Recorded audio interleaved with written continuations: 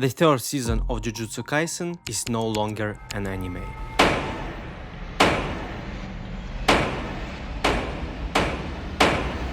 Everyone come back!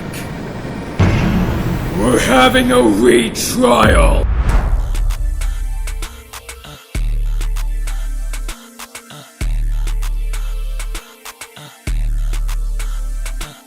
Yes, I know that all anime fans in the world will want to burn me at the stake, just like the Inquisition did to Giordano Bruno 400 years ago. But let me defend myself. When I turn on an anime series, the last thing I expect to see on the screen is hyper-realistic dynamic lighting, perfectly polished lifelike body physics,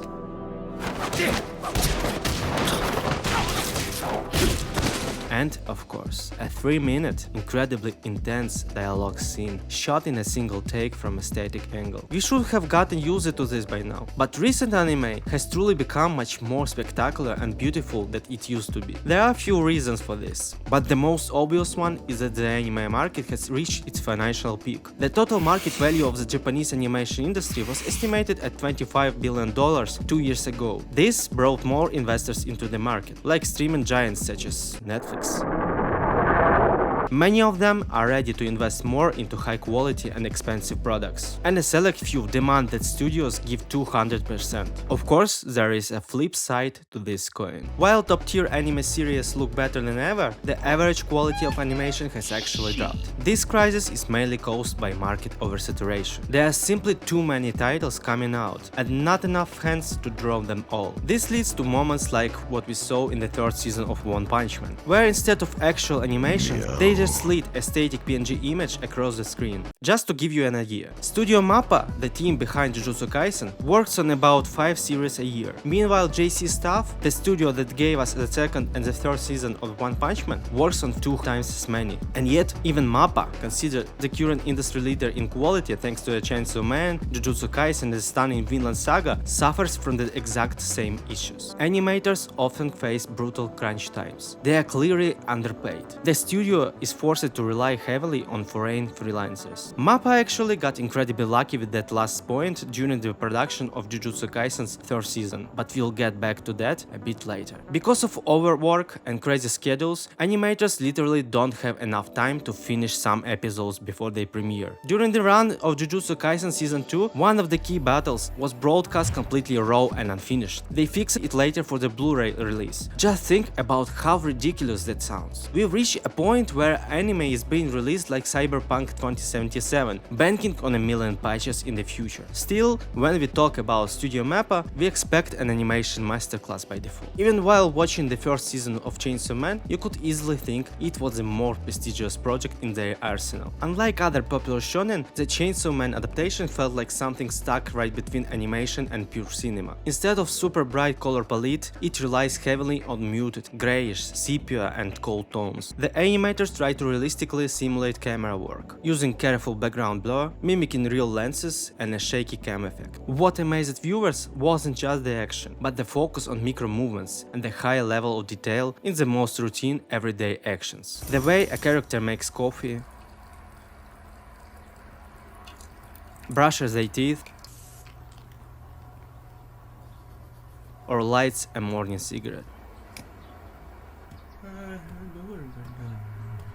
In the Reze Future film, MAPPA went even further. They elevated not only the stunning battle choreography, but also brought a raw intimacy to the scenes that is highly unusual for a shonen. And as you might have guessed by now, in the third season of Jujutsu Kaisen, the studio went even further. The first season of the anime felt like your standard shonen. It had plenty of the genre's typical comedic effects, a glossy look, and overall, I'd say a pretty optimistic vibe.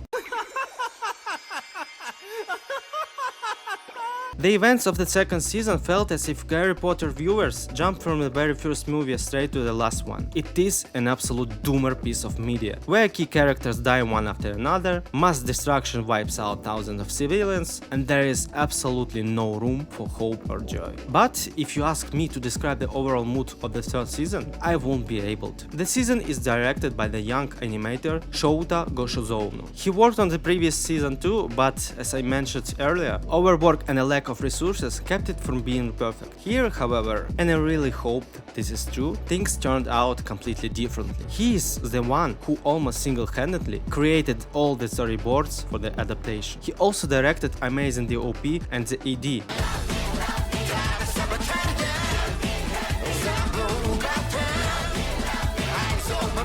And thanks to his vision, an arc from the manga that wasn't exactly the most popular turned into one of the strongest anime seasons of the last decade. To understand just how much he transformed the original material, just look at this panel in the manga and now look at its screen adaptation. Wide angle, no cuts, no camera angle changes. Incredibly lifelike body language, achieved through the rotoscope. By the way, one of the characters was physically acted out by the director himself. The shot doesn't change even when the tension reaches its absolute peak. Considering that the source material itself shifted its focus from epic battles to psychology, this cinematic style became a tool to highlight the overall discomfort, mild paranoia, and sheer weirdness of this part of story. Every single scene carries weight, whether it's the moment Yuji just can't watch the blood on his hands.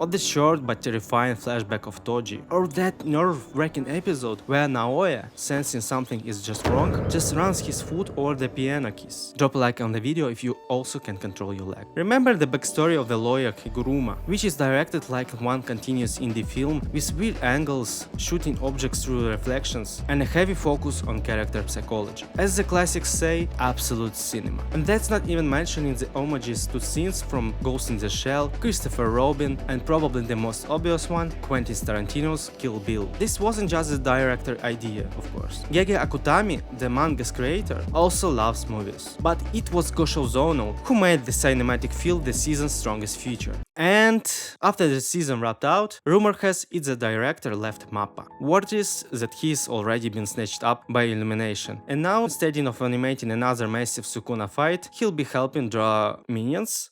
Is this the end?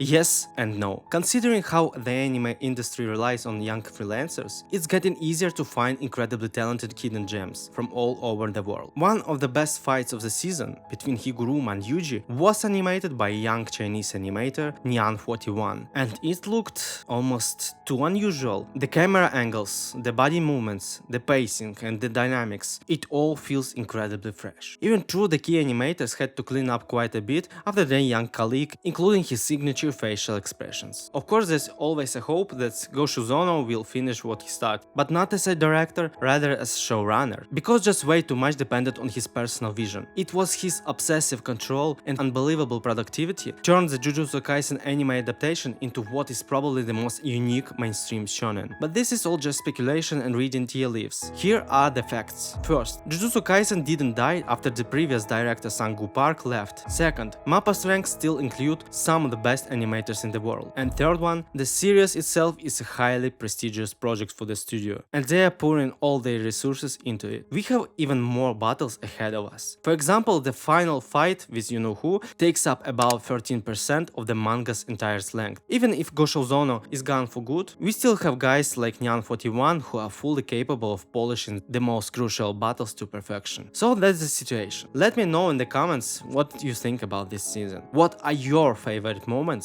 And do we need more cinematic anime? Drop a like on this video if you enjoyed it, and make sure to subscribe to the channel. It will really help me hit that monetization threshold so I can keep bringing you new content. See you next time.